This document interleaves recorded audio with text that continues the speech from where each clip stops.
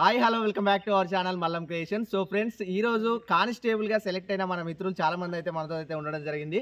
So వాళ్ళని అడిగి తెలుసుకుందాం, వాళ్ళు ఏ విధంగా కష్టపడ్డారు, ఏ విధంగా జాబ్ కొట్టగలిగారు ఏంటి అనేది కూడా ఈ రోజు అయితే ఈ వీడియోలో తెలుసుకునే ప్రయత్నం చేద్దాం. వీడియోని ప్రతి ఒక్కరు కూడా ఎండ్ వరకు అయితే చూడండి, తప్పకుండా మీకు యూస్ఫుల్ అయితే ఉంటుంది. అండ్ అలాగే కొత్తగా ప్రిపరేషన్ ఎవరైతే అవుతున్నారో వాళ్ళందరికీ చాలా యూస్ఫుల్ గా ఉంటుంది ఈ వీడియో అయితే. ఎందుకు అనంటే వాళ్ళు ఏ విధంగా ప్రిపరేషన్ అనేది కంటిన్యూ చేసిరు, ఏ విధంగా పీఈటీ కొట్టిరు, ఈ రోజు ట్రైనింగ్ అయితే వెళ్ళబోతా ఉన్నారు. సో వాళ్ళ అనుభవాలు కూడా మీకు చాలా యూస్ఫుల్ గా ఉంటాయి ఈ వీడియో ద్వారా. తప్పకుండా వీడియోని అయితే ఎండ్ వరకు చూసి మీ మిత్రులతో షేర్ చేయండి. సో ఇక ఒకసారి స్టార్ట్ చేద్దాం, వాళ్ళని అడిగి తెలుసుకుందాం ఎట్లా ఏంది అనేది కూడా. Hi bro. Hi bro. ఎక్కడ నుండి బ్రో? మరిపడ బంగ్లా బ్రో. మరిపడ బంగ్లా. సో దేంట్లో సెలెక్ట్ అయ్యారు బ్రో మీరు? పీసీ సివిల్ సెలెక్ట్ అయ్యారు. Okay okay bro. సో ఎట్లా ఎప్పటి నుంచి ప్రిపరేషన్ చేసిరు? ఫస్ట్ నోటిఫికేషన్ లేకపోతే ఇంతకుముందు కూడా ప్రిపరేషన్ ఉండేనా? ఇంతకుముందు నోటిఫికేషన్ అటెంప్ట్ చేశాను, కాకపోతే ఈవెంట్స్ వెళ్ళిపోయింది. ఓకే. తర్వాత అంటే 18లో నోటిఫికేషన్ పడ్డది, అప్పుడు ఈవెంట్స్ రాలేకపోయాను. తర్వాత చిన్న ప్రైవేట్ జాబ్ చేసుకున్నాను. ఓకే. మళ్ళీ పడ్డ 2020 నోటిఫికేషన్లో అప్లై చేశాను. ప్రిలిమ్స్ క్లియర్ అయింది. అంటే నేను ప్రిలిమ్స్ క్లియర్ చేసిన తర్వాత ఇన్స్టిట్యూట్లో జాయిన్ అయ్యాను. ఓకే. ప్రిలిమ్స్ అయిపోయిన తర్వాత ఇన్స్టిట్యూట్లో జాయిన్ అయ్యాను. ఇక మెయిన్స్ కోసం కంపల్సరీ ఇన్స్టిట్యూట్ కావాలి, సొంతంగా చదువుకుంటే మాక్ టెస్ట్ మనం రాయలేమని ఇన్స్టిట్యూట్లో జాయిన్ అయ్యాను. ఒక మిత్రుడు సాయంతో, మా ఫ్రెండ్, మా తమ్ముడే సింహాద్రి అని, వాడి వల్ల నేను ఈవెంట్స్ క్లియర్ చేశాను. నేను ఈవెంట్స్ పోయిన బాధలు ఉన్నాయి కాబట్టి మళ్ళీ క్లియర్ చేయలేనన్న ఒక అదే బాధతోటి నేను భయంతో ఉండేది. కానీ ఈవెంట్స్ లో కూడా వాడు నా పక్కనే నాతో రన్నింగ్ చేసిండు.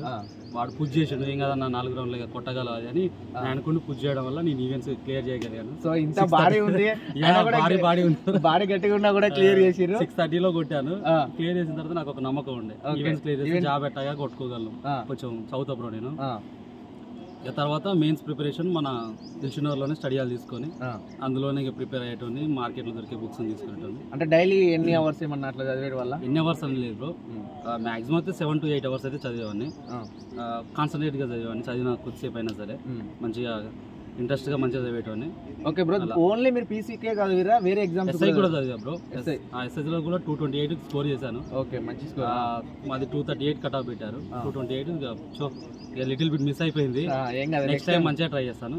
సివిల్ అయితే దొరికింది బ్రో. సో నెక్స్ట్ మీ గోల్ ఏంటి బ్రో? అంటే ఫైనల్ ఇప్పుడు ఇక్కడే ఆగిపోదాం అనుకుంటున్నాను, నెక్స్ట్ ఇంకా వేరే వరకు ఏమైనా చదువుదాం అనుకుంటున్నాను? లేదు బ్రో, ఇంకా నెక్స్ట్ నోటిఫికేషన్ ఎస్ఐ రాయాలి, గ్రూప్ 1 కూడా అటెంప్ట్ చేయాలి. లాస్ట్ నోటిఫికేషన్ గ్రూప్ 1 ప్రిలిమ్స్ కూడా క్లియర్ చేశాను. మళ్ళీ గ్రూప్ 1 నోటిఫికేషన్ చేశారు కదా, మళ్ళీ ప్రిపేర్ అవుదాం. అంటే మీరు మీ స్టడీ ప్లాన్ ఏ విధంగా చేసుకునేది బ్రో? అంటే ఇప్పుడు ఈ ఒక రోజులో ఉన్నది అనుకోండి, ఫర్ ఎగ్జాంపుల్ ఈ రోజు ఒక 6 గంటలు చదువుకోవాలనుకుంటే మొత్తం ఒకటే సబ్జెక్ట్ చదివే వాళ్ళ సబ్జెక్ట్ చదివే వాళ్ళం. మార్నింగ్ వచ్చేసి జిఎస్ చదివేవాడిని. ఓకే. నైట్ నిద్ర వస్తుంది కాబట్టి జిఎస్ చదివితే బాగా అర్థమెటిక్ చేసేవాడిని. నాది మ్యాథ్స్ బ్యాక్గ్రౌండ్ కాబట్టి అర్థమెటిక్ స్పీడ్గా చేసేవాడిని. మంచిగా అర్థమెటిక్ నైట్ చేసేది, పొద్దుగాల జిఎస్ చదువుకునేది. ఆఫ్టర్నూన్ మిగతా సబ్జెక్టులు ఏమన్నా ఉంటే ఒక గంట 1 hour అట్లా సెట్ చేసుకుని స్పీడ్ చేసేది. అట్లయితేనే కొంచెం ఈజీగా తొందర అయిపోతా ఉంటాం. ఒకే రోజు ఒక సబ్జెక్ట్ చదివితే మళ్ళీ బ్యాక్ అయిపోతా ఉన్నాం. సో ఎనీవే ఎన్ని మార్క్స్ వచ్చినాయి బ్రో మీకు సివిల్ అంటున్నారు కదా? 115 వచ్చాయి. 115. Okay okay bro. Anyway once again congrats. And కొత్త వాళ్ళకి ఏ విధంగా మీ సజెషన్ ఇస్తారు చెప్పండి ఒకసారి. కొత్త వాళ్ళు బ్రో చెప్పేదానికి నేనేం లేదు, కష్టపడండి, అనుకోండి, సాధించండి, అంత మించి నేను చెప్పగలను బ్రో. నాకు అంత ఎక్స్పీరియన్స్ కూడా లేదు.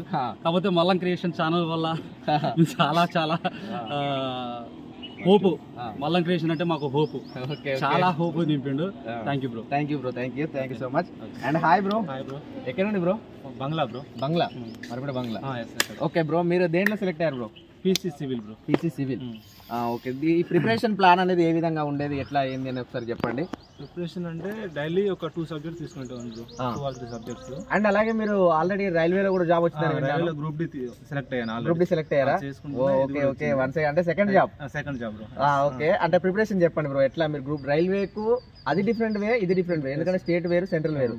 సో రెండింటిని ఎట్లా కవర్ చేయగలిగారు మీరు? రైల్వేలో మోర్ ఓవర్ జనరల్ సైన్స్ ఎక్కువ ప్రిఫరెన్స్ ఉంటుంది. మన దగ్గర వచ్చేసి maths, reasoning and Telangana related ఎక్కువ ప్రిఫరెన్స్ ఉంటుంది. ఆ ఎగ్జామ్ దగ్గర వచ్చినప్పుడు దానికి సంబంధించిన ఎక్కువ సబ్జెక్ట్స్ చదవాలి. టైం నాడు మోర్ ఓవర్ కామన్ ఉంటాయి సబ్జెక్ట్స్, అవి చదువుకోవాలి. డేట్స్ వచ్చినప్పుడు దానికి సంబంధించిన ప్రిఫరెన్స్ ఇవ్వాలి. నేను అలాగే చదివాను ఆ విధంగా. అందులో ఒకటి ప్రీవియస్ పేపర్స్ మోస్ట్ ఇంపార్టెంట్, ఏదైనా ఖచ్చితంగా చదవాలి. రీజనింగ్ చాలా కవర్ అయింది, ప్యాటర్న్ కూడా ఆ ప్యాటర్న్ ఫాలో అవుతా ఉంటారు కాబట్టి. ఇప్పుడు రైల్వే దీనికంటే ముందు అంటే ప్రిపరేషన్ ఫస్ట్ రైల్వే చేసిరా? లేదు, నేను పీసీ దీనికే కానిస్టేబుల్ అండ్ ఎస్ఐకే నేను ఎక్కువ ప్రిపేర్ చేశాను. అది వచ్చింది అంటే అందులో. ఓకే. సో ఇప్పుడు ఎస్ఐలో ఎంత మార్క్స్ వచ్చాయి బ్రో? 322 వచ్చినాయి. 322 వచ్చినాయి. ఓకే, మంచి మార్క్స్. కాకపోతే కొంచెం మిస్ అయి ఉండొచ్చు. సో మీ ప్రిపరేషన్ స్ట్రాటజీ అనేది ఎట్లా ఉండేది? అంటే మీరు ఫస్ట్ నోటిఫికేషన్ ఇంతకుముందు లాస్ట్ టైం చేశాను, నాకు రన్నింగ్ వెళ్ళింది బ్రో. రన్నింగ్ పోయింది. Second attempt 2 seconds running miss అయింది. ఓకే. నేను ఈసారి కేవలం రన్నింగ్ మీదనే ఫోకస్ చేశాను. అది కూడా మెరిట్ కోసం కాదు, జస్ట్ క్వాలిఫై అయితే నేను ఏదో ఒక జాబ్ కొట్టగలను నాకు కాన్ఫిడెన్స్ ఉంది. కొంచెం రన్నింగ్ అనేది దాన్ని నాకు మైండ్ వీక్ ఉన్నదాన్ని నేను కొంచెం స్ట్రాంగ్ చేసుకున్నాను. ఇంకా సబ్జెక్ట్ ఎలా నేను చదువుతున్నాను వచ్చేసింది. సో ఎలాంటి బుక్స్ చదివే వాళ్ళు మీరు? అంటే మ్యాథమెటిక్ కానీ, రీజనింగ్ సంబంధించి కానీ, ఈ వీటికి సంబంధించి జనరల్ సైన్స్ కానీ, ఇంగ్లీష్ కానీ, ఇవన్నీ. అర్థమెటిక్ ఐరైజ్ బుక్ చదువుతుంది, అందులో చాలా టాపిక్స్ కవర్ అవుతుంది. అర్థమెటిక్ రీజనింగ్ వచ్చేసి ఎక్కువ ప్రీవియస్ పేపర్స్, రీజనింగ్ రిపీట్ అవుతూ ఉంటాయి. పుప్పాల్ శివాజీ సార్ నోట్స్ అప్పుడప్పుడు చూసేవాళ్ళు. అండ్ ఇంకా జనరల్ ఇండియన్ హిస్టరీ ఇంకా ప్రాపర్ బుక్స్ అవన్నీ కూడా వాటికి రిలేటెడ్ బుక్స్ అని చదివేవాళ్ళు. సో మీరు అంటే ఇప్పుడు కొత్త వాళ్ళకి ఎట్లా సజెస్ట్ చేస్తారు? అంటే ఏ విధంగా ఈ పర్టికులర్ ఈ టాపిక్లు ఎక్కువ చదవండి, లేకపోతే ఆ విధంగా ఎట్లా సజెస్ట్ చేస్తారా? అండ్ పీఈటీకి సంబంధించి కూడా మీరు ఆల్రెడీ కొంచెం స్ట్రగుల్ పడ్డట్టే ఉన్నారు, చూస్తాండి అర్థమైందండి. సో వాటికి సంబంధించి కొంచెం సజెషన్ చేయండి కొత్త వాళ్ళకి ఎట్లా అయ్యింది అనేది. ఇప్పుడు నోటిఫికేషన్ వస్తుంది అంటారు కదా, సో చాలా మంది ఇప్పుడు రాసిన వాళ్ళందరికీ జాబ్ రావాలనే రూల్ అయితే లేదు. సో అందులో కూడా టాప్ లో ఉన్న వాళ్ళు ఇప్పుడు ఇక్కడ ఉండడం జరిగింది. సో మళ్ళీ నెక్స్ట్ కొత్త వాళ్ళు రావాలంటే, అందులో టాప్ గా ఉండాలంటే మీరే విధంగా సజెస్ట్ చేస్తారు చెప్పండి? నోటిఫికేషన్ ఉందని ఎలాగైనా తెలుసు, తెలుసు. ఉన్నప్పుడు దానికి ఏం కావాలి, మీరు ఎందులో వీక్ ఉన్నారు, మెయిన్ ఏంటంటే మీరు ఎందులో వీక్ ఉన్నారు అనేది మనం తెలుసుకోవడం ఇంపార్టెంట్. నువ్వు గ్రౌండ్ లో వీక్ ఉన్నావా, సబ్జెక్ట్ లో వీక్ ఉన్నావా అది తెలుసుకో. ఆ వీక్ ఉన్న దాన్ని స్ట్రాంగ్ చేసుకో. ఆల్రెడీ స్ట్రాంగ్ ఉన్నదాన్ని దాన్ని కొద్దిగా కంటిన్యూ చేసుకుంటూ పో. అంతకు మించి చేసేది. డైలీ ఎన్ని గంటలు చదవాలని ఏమన్నా ఉందా?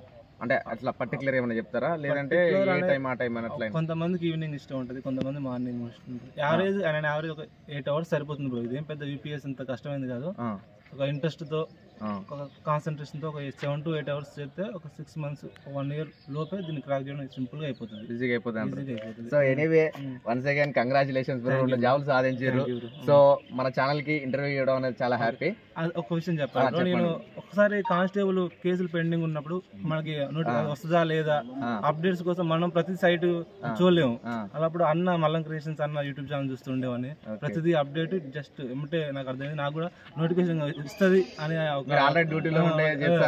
చూసుకునేది. అప్లోడ్ చూసుకునేది అన్న కూడా వెంటనే అప్డేట్స్ ఇస్తుండే. నాకు కూడా హెల్ప్, ఒక హోప్ ఉండే ఏమంటే భర్తీ చేస్తారు అనే హోప్ ఉండేది. నాకు కూడా హెల్ప్ అయింది చాలా. కంటిన్యూ చేయాలి, తప్పకుండా చేస్తాను. ఓకే బ్రో, ఇంకా చాలా మంది ఎంతో మంది మిత్రులు అయితే ఉన్నారు, వాళ్ళందరూ కూడా త్వరలోనే అప్లోడ్ చేస్తూ ఉంటా వీడియోస్ అయితే. సో ఈ విధంగా మీరు ఖచ్చితంగా కొత్త వాళ్ళు ఎవరున్నా కానీ మన ఛానల్ సబ్స్క్రైబ్ చేసుకొని ఈ విధంగా, అంటే నేను ఎందుకు తీసుకొస్తున్నా ఇది అని అంటే, బేసికల్గా మనము ఎప్పుడైనా ఒక మనిషి ఆలోచన ఏ విధంగా ఉంటుందంటే, మన ఆలోచన వేరు, పక్క వాళ్ళ ఆలోచన వేరు. మనం ఎప్పుడు మన ఆలోచన మనం అనుకోము, పక్క వాళ్ళ ఆలోచన ఏ విధంగా ఉంటుందనే ఆలోచనలో ఉంటాం కాబట్టి.